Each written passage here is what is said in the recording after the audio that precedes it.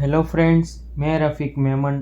आज हम बात करेंगे एक ऐसी शख्सियत के बारे में जो ब्रिटिश ईस्ट इंडिया कंपनी की हुकूमत थी भारत में। तब भारत का आज का गुजरात सौराष्ट्र के नाम से जाना जाता था। तब उसी सौराष्ट्र के एक मोरवी रियासत के राजा थे वाघजी ठाकुर। तो वो वाघजी ठाकुर क्यों उस समय शाहजहां के नाम से प्रचलित थे और उनको काठियावाड़ी अमेरिकन क्यों कहा जाता था, उसके पीछे एक बहुत ही दिलचस्प स्टोरी है, उनकी प्रेम कथा है। तो चलिए हम उनके बारे में जानेंगे।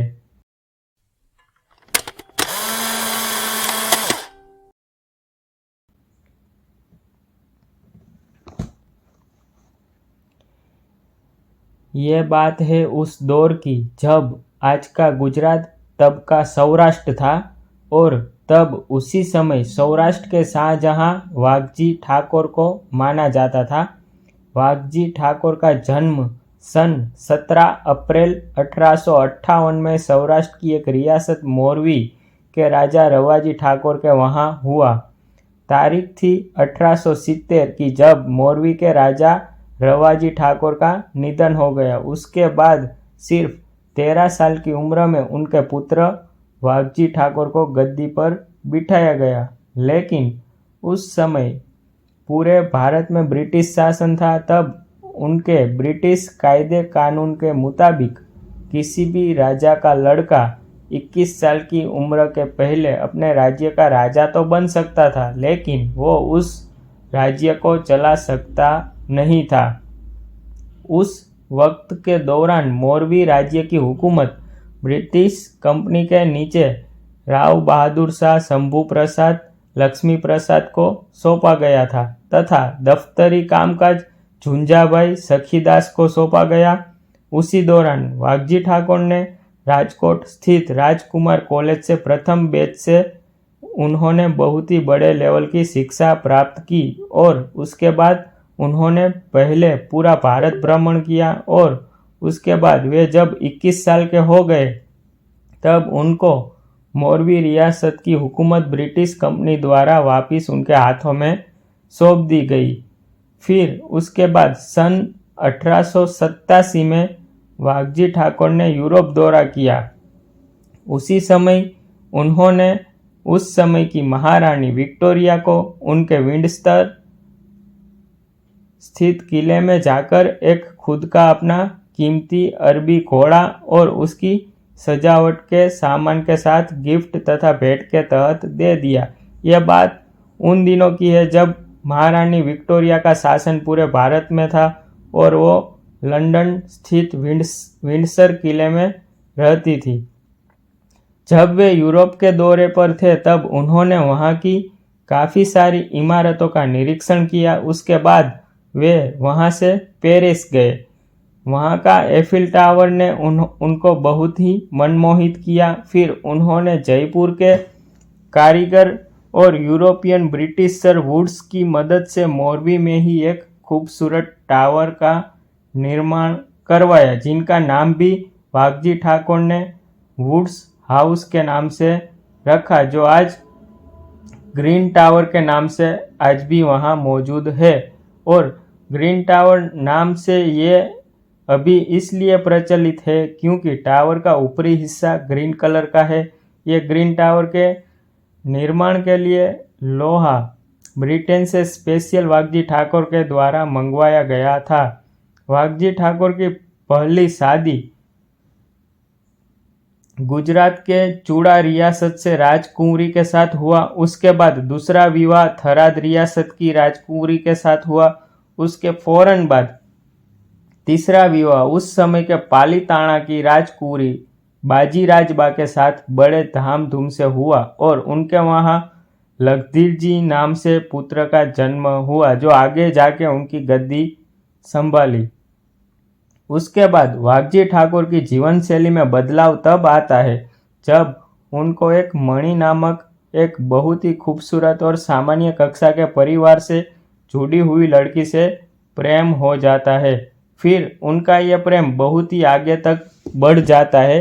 उसके बाद वाघजी ठाकुर उससे शादी करना चाहते हैं। वैसे में उनके राज परिवार के सारे सदस्य मना करते हैं, क्योंकि जाहिर सी बात है, एक राजा का राज परिवार का राजा एक सामान्य परिवार की लड़की के साथ कैसे शादी कर सकते हैं।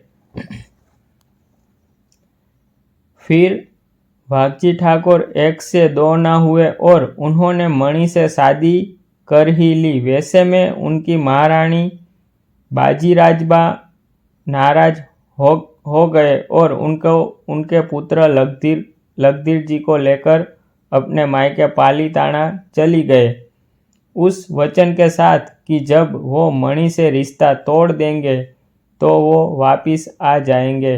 पर वाघजी ठाकुर मानने को तैयार नहीं थे। उसके बाद उन्होंने मच्छू नदी पर अपने महल से लेकर नदी के उस पार बना नजर पैलेस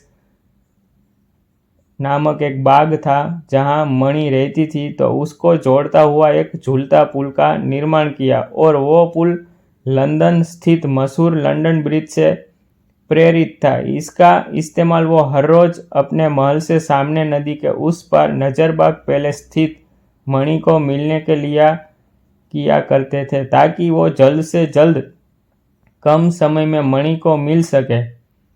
पर उसके बाद बहुत ही कम समय में मणि को राज रोग, यानी आज के समय में टीबी कहा जाता है, वो रोग हो जाता है।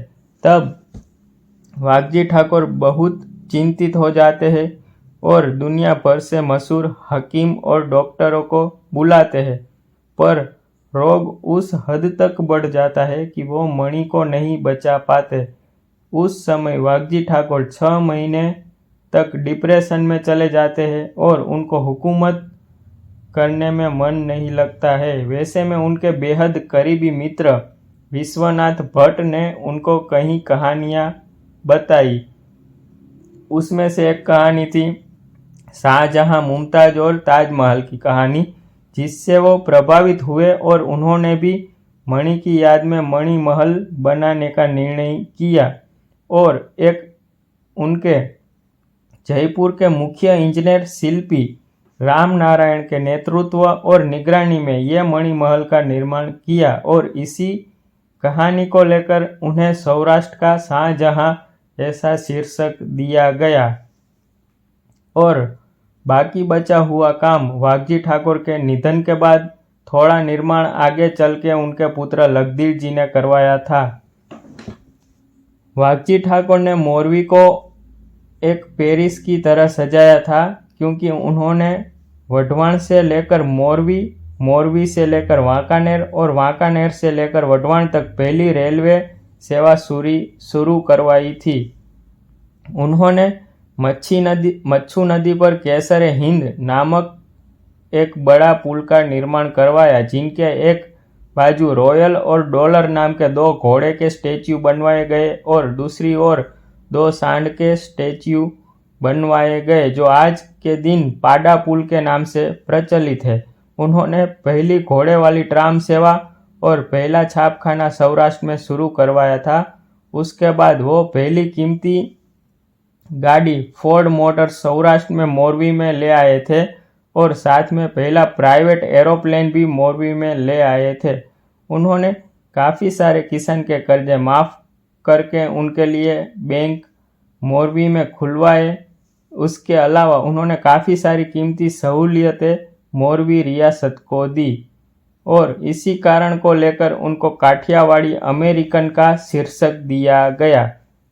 उन्होंने मोरवी को एक सौराष्ट्र का पेरिस नाम का दर्जा दिलवाया और उसके बाद सन 11 जून 1922 के दिन उनको पैरालिसिस हो जाने पर उनका एक दुखद निधन हो गया।